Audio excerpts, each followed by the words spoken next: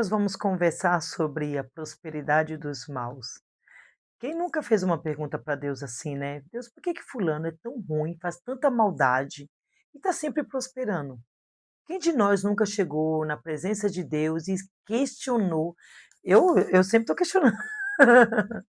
Porque Deus não nos impede de a gente questionar Ele. Ele não nos impede que a gente chegue diante dele e tire todas as dúvidas realmente que a gente tem na nossa vida. Eu tenho certeza que você também, muitas das vezes, chegou na presença de Deus e perguntou: Deus, poxa, fulano faz tanta coisa errada, fulano fez tanta maldade comigo, e fulano está prosperando. Fulano está tão bem. E eu, que sou teu servo, tua serva, estou aqui ralando para pagar as contas, estou sofrendo, suando todo mês. E eu achei aqui na Bíblia Jeremias, e é uma reclamação que o profeta faz, como eu e você já deve ter feito muitas vezes. A gente acha que não tem um ser humano na Terra que nunca tenha questionado o Senhor. É na pendura. Se você tiver com dívida, sem dinheiro para nada, aí que você questiona mais o Senhor e começa a dizer que não entende porque que você está passando por isso, porque você está passando por aquilo. E aí, lendo isso, eu falei, preciso passar isso para as pessoas, elas precisam ouvir esse questionamento. Ou seja, Jeremias viveu quantos anos? Mais de 3.000 anos atrás, e ele já tinha o mesmo questionamento que a gente. Olha que engraçado, né? Então você percebe que a prosperidade dos maus não é de hoje. Não é hoje que tem essa corrupção no mundo, né? Já vem de antigamente, já vem de muito tempo, porque Jeremias ele faz ele levanta um clamor a Deus e ele faz uns questionamentos. Eu vou ler para você, se você puder me acompanhar, é que essa tradução ela é muito moderna. Então, eu nem sei qual é, deixa eu ver, nova tradução na linguagem de hoje, Sociedade Bíblica. Então, não sei como é que você faz para encontrar, mas, ó, nova tradução na linguagem de hoje. Olha que Jeremias fala. Jeremias capítulo 12, ele fala assim: Ó Senhor Deus, se eu discutisse esse meu caso contigo, tu provarias que está com razão. Ele já começa aqui a dizer assim: Deus, se eu fosse falar com o Senhor, não tem nada que eu questionasse que eu teria razão. Com certeza o Senhor venceria, porque a gente sabe que não dá para discutir com Deus. Você vê lá em Jó, né, que Jó passa muitos capítulos questionando a Deus, por que que Deus permitiu ele passar por tudo aquilo, e aquela reclamação do Jó, de Jó vários capítulos, e o que que Deus fala para ele? Ô Jó, deixa eu te fazer uma pergunta. Onde é que você estava quando eu criei as águas? Onde que você estava quando eu estendi os céus com as minhas mãos? E ele começa a mostrar para Jó, eh, quem era Jó, para Jó questionar ele, porque e Jó tinha suas dúvidas também, como eu e você tem, sabe? E Jeremias começa a dizer assim: Deus, eu sei que se eu te questionar, se eu entrar num juízo contigo, eu vou perder. Não tem sabedoria humana que sobrepõe a sabedoria de Deus. Mas mesmo assim, ele continua falando com Deus. E a gente vai para essa passagem aqui. Olha só o que ele fala aqui. Tu provarias que está com razão, mas eu preciso te fazer algumas perguntas sobre a tua justiça, porque os maus ficam ricos. Aí ele começa a falar assim, mas eu preciso te fazer algumas perguntas sobre a tua justiça. Ele começa a dizer assim, tudo bem, eu sei que o senhor vai ganhar essa discussão, não tem jeito, mas mesmo assim eu vou te perguntar. Por que que os maus ficam ricos? Ou seja, por mais que você esteja até satisfeito com a tua vida, tá? Talvez por mais que você fale assim, ah, não, mas já tenho tudo que eu quero. Mas de vez em quando vem esse questionamento na tua cabeça, né? E ele primeiro já pergunta, Deus, cadê a tua justiça? Ele começa a colocar em juízo a própria justiça de Deus. Eu não teria coragem de falar isso com Deus assim. Falar, e a tua justiça, o senhor não é justo? Por que que os maus prosperam tanto? E aqui logo abaixo ele continua assim: "Por que porque os desonestos conseguem sucesso?". Olha, gente, nem parece que Jeremias está falando de um tempo de 3.000 anos atrás. Não parece que ele está falando dos dias atuais? Não tem como as pessoas olharem para a Bíblia e dizer que ela é ultrapassada. A Bíblia é muito mais real do que o livro que acabou de sair da editora hoje. A Bíblia ela traz elementos tão fortes que você lê e parece que ela foi escrita hoje, sabe? Parece que o autor, ela acabou de redigir cada parágrafo dela, porque é o que nós estamos vivendo no nosso mundo atualmente, pelo menos aqui no Brasil. Nós temos visto o desonesto prosperar tanto. Nunca se viu uma geração tão medíocre, uma geração tão corrupta e vivendo tão bem. Ele fala assim: olha, eh, tu o plantas e as suas raízes se firmam, eles crescem e produzem fruto. Vivem sempre falando bem de ti, mas na verdade não se importa contigo. Ah, não, fala sério. Quantos pregadores você vê aí falando de Deus, falando tão bonito, né? Só extorquindo as ovelhas, tirando a gordura das ovelhas, pagar para batizar, né?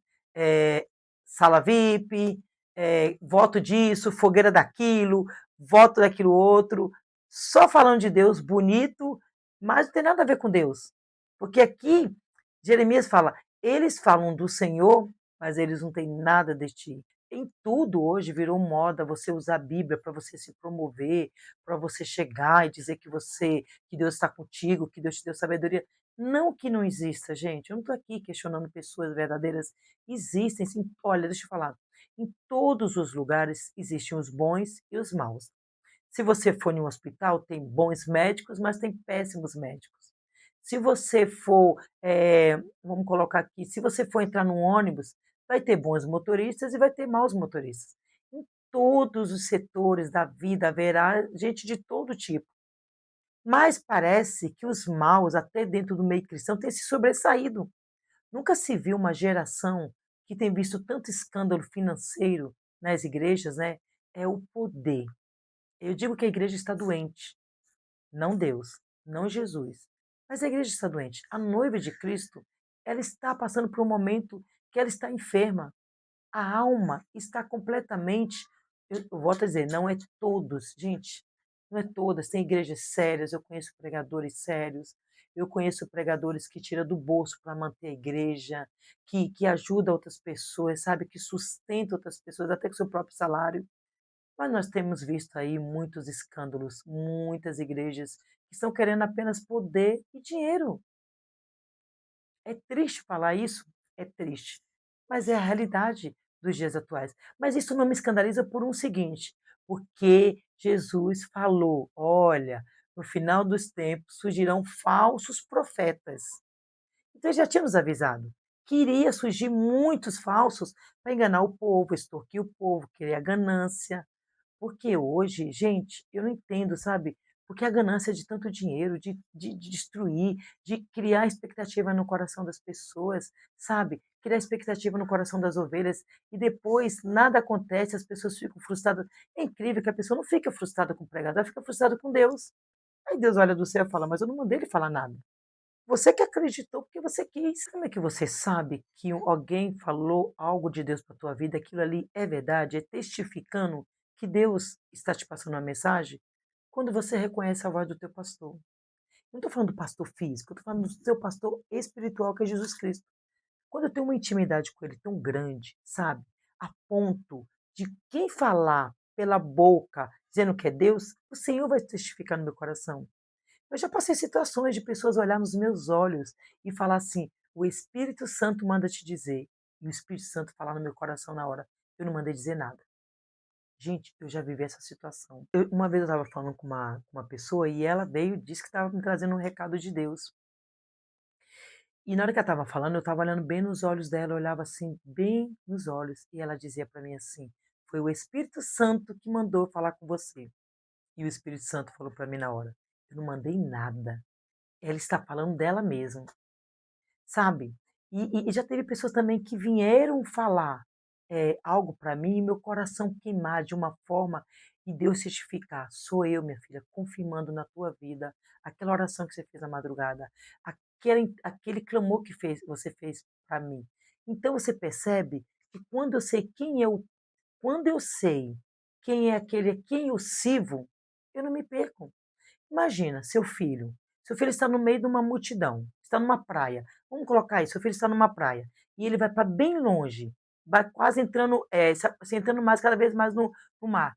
E você grita: "Fulano, sai daí agora". O que que ele vai fazer? Ele vai reconhecer a tua voz, não vai? Você é a mãe, você é o pai. Não tem como ele não reconhecer sua voz. Agora, se é um estranho gritando, falando, ele vai reconhecer? Não. Porque ele não conhece a voz do estranho. Precisamos ser tão íntimos de Deus para que nós não venhamos ser enganados, sabe, por profecias que não vêm dele, por palavras que não vêm dele. E pode ter certeza, quando for Deus falando com você, você vai saber que é ele falando com a tua alma. Porque Deus não deixa ninguém enganar. Sabe que essa pessoa que falou comigo dizendo que era Deus, ai, ai, Deus testifica comigo tão grande. Deus nos colocou em uma outra situação depois, e essa pessoa ficou tão sem graça, porque Deus usou a boca de uma outra pessoa para dizer, assim, não falou diretamente para a pessoa, mas quis dizer assim: tudo que falou não fui eu que mandei. E a pessoa ficou tão sem graça. Eu já sabia, eu sei o Deus que eu sirvo. Eu sei a quem eu entreguei o controle da minha vida e foi nas mãos de Deus. E não é de agora. Eu não entreguei, eu não estou na presença de Deus há 1 ano, 2 anos. Eu estou na presença de Deus desde os meus 15 anos de idade, quando eu desci as águas do batismo. Eu sei quem Ele é. Eu sei a voz dele. Eu conheço a voz dele, sabe? Então não se deixe ser enganado, não se deixe escarnecer. Descubra realmente quem é o teu Deus. Você pode falar: mas eu não tenho todos esses anos de comunhão com Deus, eu tenho pouco tempo. Mas se você se entregar a Ele de toda a tua alma, de todo o teu corpo, de todo o teu entendimento, Ele vai se deixar se descobrir por você. A palavra dele não diz: todo aquele que bate, a porta se abrirá. Aquele que me buscar, me encontrará.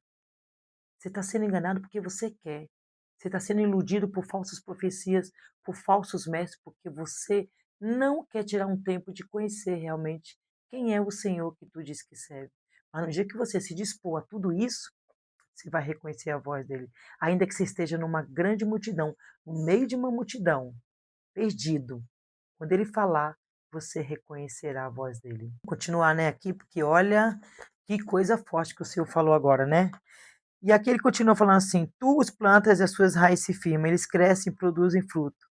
Vivem sempre falando bem de ti, mas na verdade não se importam contigo. Mas tu, ó Senhor, me conheces. Tu vês o que estou fazendo e sabes como eu te amo. Ó Senhor, arrasta essa gente como ovelhas para o matadouro. Separa-os para o dia da matança. Por quanto tempo a nossa terra ficará seca? Até quando o capim murchará em todos os passos? Os animais e as aves estão morrendo por causa da maldade dos moradores da terra que dizem: Deus não vê o que estamos fazendo.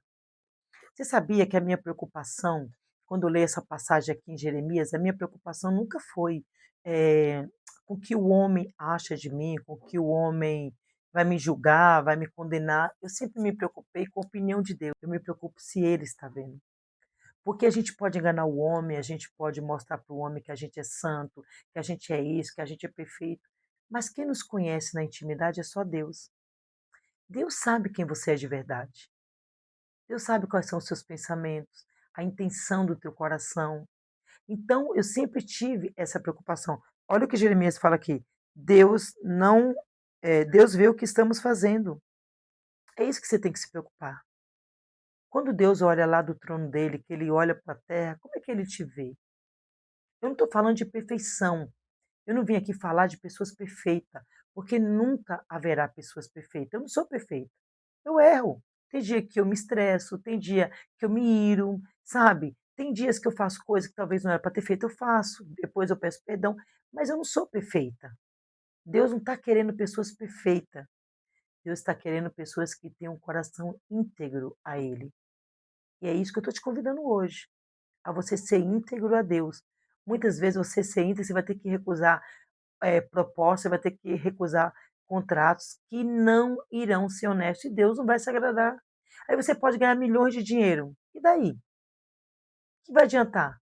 Você acha que diante do trono de Deus, você acha que diante do trono de Deus vai adiantar seus milhões? Você acha mesmo? Que você vai conseguir comprar Deus? Você pode comprar um pastor corrupto. Você pode comprar um padre corrupto. Você pode comprar quem você quiser com o seu dinheiro aqui na terra, mas no trono não vai adiantar nada. Se você ganha seu dinheiro ilicitamente, vai chegar o dia do juízo de Deus. E naquele grande dia, eu vou te falar, meu irmão, minha irmã, não tem bilhões, não tem milhões, nem de dólares, nem de euro, nem de libra esterlina, nada que vai fazer você se safar das mãos do Senhor. É duro, né? Então, prosperar. A prosperidade é um dom de Deus? É. Prosperar honestamente, sem causar dano a ninguém, sem causar tristeza a ninguém, sabe? Quando eu prospero dentro da bênção de Deus, eu não causo dano a ninguém. Aí sim o Senhor me abençoa. Aí sim o Senhor derrama sobre mim cada vez mais as bênçãos dele. E vamos continuar aqui o livro de Jeremias. Aí depois que Jeremias faz toda essa queixa, aí aqui fala: "E Deus respondeu a Jeremias". Forte, hein? Jeremias, se você se cansa apostando corrida com os homens, como é que você vai correr mais do que os cavalos? Se você não se sente seguro numa terra de paz, como é que você vai conseguir viver nas matas do Rio Jordão? Até os seus irmãos, gente da sua própria família, são traidores. Forte, hein? Todos eles criticam você pelas costas. Não confie neles, ainda que venham com conversa de amigo. Essa agora veio para exterminar, né? Caramba! Deus está falando, Jeremias, se você está cansado, porque você tem corrido com os homens, como é que você vai conseguir correr com os cavalos? Deus está dizendo assim, em outras palavras. Se isso que você tem visto tem te afetado, Jeremias, imagina quando colocar você no meio dos grandes, dos poderosos. Se um probleminha desse está te afetando, como é que você vai conseguir enfrentar os problemas maiores? E Deus começa a dizer para Jeremias, Jeremias, para de olhar para a situação do outro, para a prosperidade deles. Não se preocupa não. A minha justiça chega para todos. Não tem ninguém, Jeremias, que possa escapar das minhas mãos. Não tem ninguém. A Bíblia fala que é um livro de memórias, né? É um livro o livro da vida, onde está escrito o nome de todos aqueles que aceitam Jesus. Quando você aceita Jesus, há escrito no livro o teu nome. Pronto. Meire, Meire está salva. Meire tem direito à vida eterna. E nenhum outro livro está escrito tudo o que nós praticamos na terra. Ah, mas foi um contrato por debaixo do pano, ninguém viu. Deus viu. Ah, mas foi algo que eu fiz, ninguém nem sabe, não tem gravado, não tem registrado. Mas Deus viu. Está lá no livro de memórias. E aí? Ah, mas foi uma conversinha no zap, eu já paguei para todo mundo. Mas está lá no livro de memórias. Então nós temos que ter cuidado com tudo que nós fazemos, porque está tudo registrado. A gente pode enganar o homem, mas nunca conseguiremos enganar Deus. E aí que ele continua falando assim, Jeremias, até os seus irmãos da sua própria família são traidores. Você sabia que a maior traição vem realmente das pessoas que nos conhecem? O teu inimigo muitas vezes não é aquele que está longe, que diz que te odeia. Ele nem sabe da sua vida. Por mais que ele não goste de você, ele não sabe nada do que acontece na tua vida. O teu pior inimigo é aquele que está do teu lado, fingindo que é teu amigo, mas no fundo o coração está te desejando as piores maldades.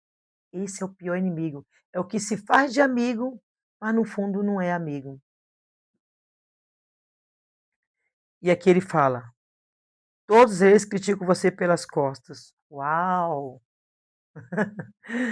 Gente, que forte. Todos eles criticam você pelas costas. Você sabia que eu tenho muito problema com pessoas que me criticam o meu jeito de ser? Gente, quem me conhece na intimidade, no meu dia a dia, sabe que eu sou uma pessoa muito brincalhona, eu sou uma pessoa muito risonha, feliz, sabe? Eu chego nos lugares, eu nunca vou entrar no lugar e vou passar desapercebida. Não, porque eu chego com um sorriso, cumprimentando todo mundo, sabe. E eu tenho recebido tem algumas pessoas que falam: "Ai, você não deveria ser assim, você deveria ser mais, você é uma pastora, você deveria ser mais quietinha". Gente, eu tentei, juro que eu tentei entrar nos lugares e sair sem ninguém me perceber, mas não dá, é a minha essência. Deus me criou assim, Deus me formou assim. E por muito tempo eu lutei contra esse meu jeito, porque eu recebia tantas críticas que eu dizia: "Eu não estou agradando as pessoas". E quem disse que eu tenho que agradar as pessoas? Aonde está escrito? Eu tenho que agradar aquele que me chamou, aquele que me separou por uma boa obra. Eu lembro que uma vez estávamos subindo um monte e eu tinha recebido uma crítica naquela semana de que eu devia mudar, não devia ser tão receptiva com as pessoas, não podia ser tão risonha, sabe? Quando eu estou feliz, você vai perceber que eu estou feliz, quando eu estou triste, você vai perceber porque eu demonstro muito no meu rosto. E uma pessoa me criticou muito, falou que eu não deveria ser assim, que eu deveria mudar. que um pastor não poderia ser assim, uma pastora não poderia ser, porque eles criam uma imagem do que tem que ser um pastor, né. Eles criam uma imagem do que tem que ser uma pastora, um servo de Deus. Eles determinam, né. Ao monte e passei aquela semana me policiando, tentando ser o que eu não sou, tentando me tornar aquilo que eu não sou, para agradar as pessoas. Eu lembro que nós estávamos na subida do monte, ia descendo uma pessoa, uma senhora, e era uma missionária, e ela virou para mim e falou assim: "Moça, Deus manda te dizer, te escolhi do jeito que você é, porque do jeito que eu te escolhi, você vai entrar em lugares que pessoas não entrarão. E você não tem que mudar por causa de ninguém. Fui eu que te fiz assim e te amo do jeito que você é". Quando eu vi aquilo daquela missionária, sabe, parece que caiu assim, algo dentro de mim que mudou. E eu fiquei: "Por que que eu quero tanto agradar as pessoas?". E aí eu descobri que quando a gente não sabe quem nós somos em Cristo, a gente quer ser mutável para agradar os outros, até que eu descobri quem eu sou nele. Eu sou a filha brincalhona, eu sou a filha alegre, eu sou aquela filha que ele quando chega, imagina um pai que tem vários filhos, mas tem aquela filha que quando o pai chega, já corre para os braços dele, e beija e abraça. Aquela filha que também quando está triste vai chorar, que nem Jeremias vai chorar para ele: "Ah, eu estou triste". Eu sou essa filha e está tudo certo. Errado quem é mais fechado? Não. Errado quem é mais policiado? Não. Não existe o certo e o errado, porque Deus escolheu cada um de acordo com o seu chamado. Agora, o que todos têm que ter diante de Deus é um coração completamente purificado no Senhor. É isso que importa. Agora, se você é calado, se você é tímido, se você é falador, se você é extrovertido, foi Deus que te fez assim. O seu DNA foi Deus que te escolheu. Ele pegou seu pai, pegou sua mãe, juntou os dois e falou: daqui vai sair o DNA que eu quero. Acabou. Chega. Para de querer agradar as pessoas. Olha aqui, ó. Eles te criticam, né? Eles estão te criticam nas suas costas. Não confie neles, ainda que venham com conversa. Olha o que Jeremias está dizendo aqui, o que Deus está falando para Jeremias. Jeremias, não confie neles, ainda que eles venham com conversinha, ah, é porque eu te amo, porque eu amo você, eu quero te ajudar a mudar. Quem vai mudar a sua vida? Muda a tua vida, deixa que caminha, quem cuida é Deus, sabe? Cuida da tua vida. Como é que você quer tirar a trave que está no meu olho se você não tira nem a trave do teu olho? Cuida da tua vida, da minha vida cuido eu. É Deus que me mostra que eu devo ou não devo mudar. Então, Jeremias aqui com a resposta, Deus fala para ele assim: Jeremias, para de ficar olhando o que o outro tem, o que o outro não tem. Cuida da tua vida. Foca no que você tem, porque a cada um eu dou de acordo com o que eu quero. Ah, mas ele é ímpio. Calma. Deus talvez deu até um dom de prosperidade para ele, mas ele foi para a maldade, usou aquilo para o lado ruim. Mas não se preocupe, o juízo de Deus chegará para todos. Não existe ninguém, eu torno a repetir, não existe ninguém que vai passar desapercebido diante do julgamento de Deus. Naquele grande dia, muitos se surpreenderão. Amém? Que palavra, né? Gente, eu tinha que compartilhar com vocês essa palavra de Jeremias nessa aqui, ó. Tá vendo? A versão atualizada. É que essa Bíblia aqui é uma Bíblia que eu comprei para o meu filho, mas eu gosto tanto dela que a linguagem é tão a linguagem é tão, assim, objetiva que não tem como você não entender a mensagem de Deus. E é isso que eu quero deixar para você no dia de hoje. Não se preocupe se o ímpio tem prosperado, se ele tem enriquecido, não se preocupe. Cada um será julgado por Deus naquele grande dia. Se está fazendo coisa ruim, coisa boa, a hora de todo mundo vai chegar. Mas eu quero que você entenda que você não precisa mudar quem você é para agradar ninguém. Deus te fez assim, Deus te escolheu assim e Deus te ama como você é. Lógico que a gente precisa mudar em algumas coisas, melhorar. Lógico que eu preciso melhorar em algumas coisas, muito, mas eu não posso mudar a minha essência. Eu vou conseguir chegar no lugar e ficar calada. Isso não me pertence. Onde eu chegar, eu vou conversar, eu vou falar. Se eu chego na fila de um banco, quando eu saio dali, eu já conheço todo mundo. Essa é a minha essência. Não adianta. E você tem a sua essência. E Deus te escolheu, te formou do jeito que você é.